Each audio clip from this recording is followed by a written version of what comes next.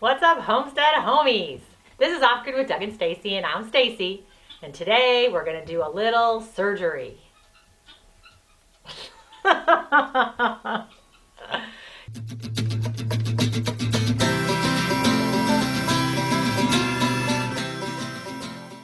Favorite ferment right now, which is fermented red cabbage and beets, Detroit red beets. I love this, and there's a fly in here that's going to drive me crazy. So what I've done already is I had a smaller head of red cabbage, and I already cut it up, and I'm going to do, this one I decided, this is one that I've previously done. That's in a quart, and normally for a quart, I'll do a small head of red cabbage and 2 nice sized beets for that. This one I've done 5 beets and a smaller to medium size head cabbage. Okay, so I did more because once you mash it down, it looks like a lot right now. It's gonna sit after I put the salt in it, and it's really gonna shrink.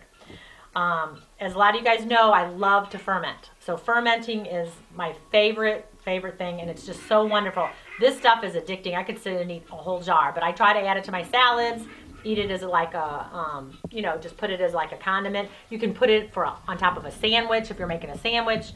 I mean, it's phenomenal. You can use it for so much. And what I love so much about beets is they kind of give it a sweeter taste, and it's wonderful. And there's a great contrast between the beet and the cabbage. So this one I shredded up a little smaller. This one, the beets, I'm making a little bit bigger today. So I'll just finish it off. And I'm wearing the gloves because, of course, you know how bad the beets stain. So I'm not going to have stained hands today. All right, so here you go. Only thing I'm going to need to do in this is put a nice tablespoon of salt in here. And then I always put ginger in. You don't have to put ginger in. I'm going to put a nub of ginger in there also. About 2 inches or so. And a lot of these things, once you do them and you don't like something, then take it out. You don't have to do it. Just find what taste you guys like and your family's like. Okay, so it's hard to work in these clouds. All right, so I'm going to cut up my little nubs into the ferment of ginger. And it just kind of gives that a nice gingery taste. So here's the fun part. You get to mash it all up. You want to get that salt in there.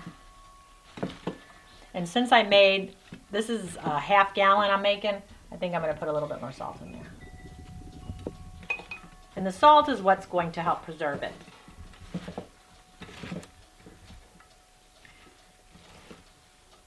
So I do a lot of chopping. You do a lot of chopping when it's time when you want to ferment your stuff. And it's amazing how much you go through, especially in the garden in the summer when everything's growing. You think, oh my gosh, I have so much. But then once you chop it and it goes down, you really don't have that much. And the beautiful thing about fermenting foods, you really don't need that much. Like a couple tablespoons a day. So it's just good to, have a little bit every day with your meal. All right, so now it's starting to get juicier now. I'm going to really start squeezing it a little bit, and I'm going to do this, maybe about 5 more minutes, and then I'll just cover it up, put like a towel over it, and let it set for about 20 minutes or so, and then I'll be back and show you how I put it in the jar, and then we let it set. We're going to let it set for 5 to 10 days or so. All right, I'll be back. Now, and then I got good scraps for the chickens too. So I'm going to put it in here.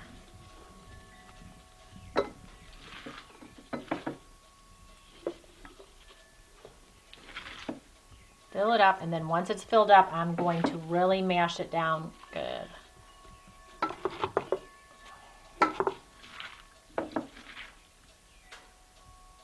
So once again, this was a small to medium head of cabbage. And on the outside of the cabbage, I saved a couple of leaves that I'm going to put on the top to help it so that nothing floats up, because you don't want the actual vegetable to get to air. You want to keep it under the water, so the cabbage leaf is going to help it stay submerged.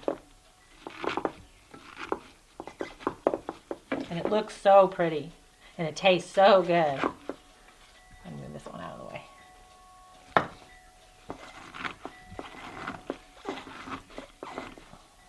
And the best thing with this stuff is the longer it sits in the refrigerator, because it lasts months. It tastes better and better. But I can never wait that long. I always eat it way before.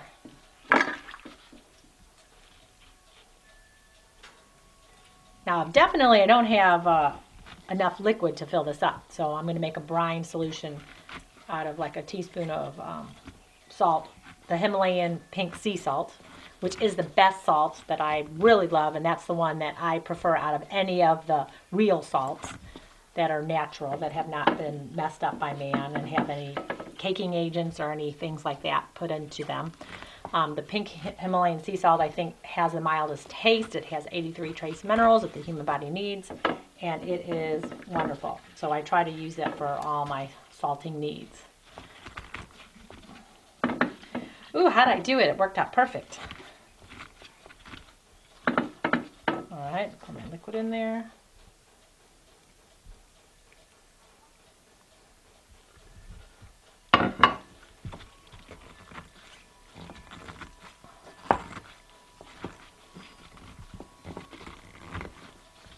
All right, so here's my cup.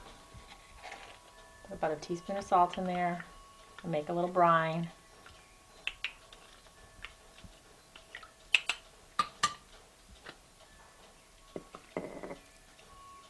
Put a little bit in there. And then I'm going to get my cabbage leaves, and this definitely works wonderful so that it doesn't float up. And I'm going to push it down there really good. I'm going to use 2 of them. And then you can tuck it underneath the lip, and then nothing gets in the way.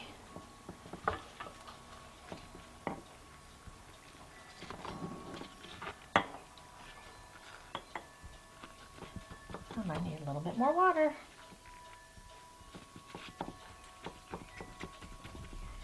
Get a little bit more water.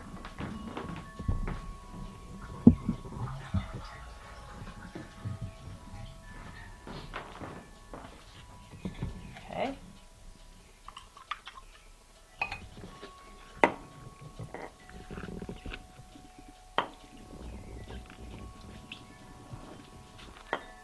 So that almost took 2 cups of water to fill this up. Okay, there you go.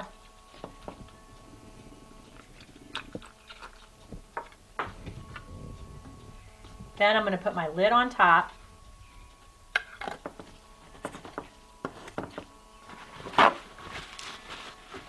Got red dye everywhere. I can take the gloves off now.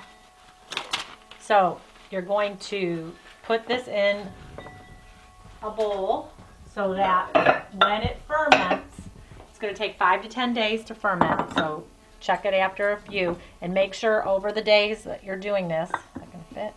Oh no, I'm going to try something else. That you're burping it. So let's say I'm going to use this. Okay, it's going to start fizzing up, and then you're going to need to kind of burp it a little bit to let the air out of it, but do not take the lid off. I can't stress that enough. You don't want any oxygen to get to your ferment. And then after your 5, 6, 7 days, then it's ready to go. Taste it and see how you like it.